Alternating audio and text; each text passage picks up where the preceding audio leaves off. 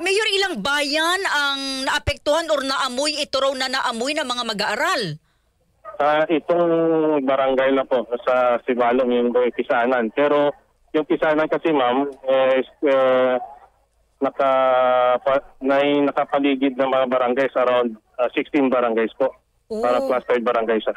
Mayor, ganito na lang, no? Paano po ninyo malalaman kung ano talaga yung amoy na ito or saan ito nanggaling, etong nagkaroon ng problema sa mga mag-aaral? Ano po yung inyong plano ngayon? Right now, hinihintay namin yung team coming from DOH Region 6 para mag-investigate po. Yung nagpadala sa mga toxicologists para malalaman namin kung ano talaga yung cause. Oo, okay. Ganun. Mayor, paano po yung pag-aaral ng mga bata hanggat hindi po natin alam? Ano po yung plano po ninyo? Siguro magsuspend muna tayo ng classes until such time na malalaman natin yung cause. And patawag namin yung mga teachers muna. Okay. First time ba ito, Mayor, na nangyari?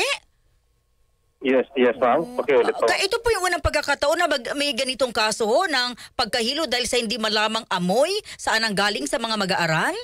Yes ma'am, first time po sa aming bayan. Oo. Mayor, ano po ang inyong mensahe sa mga magulang? Of course, nag-aalala. Naku, kapapasukan lang po ng mga bata.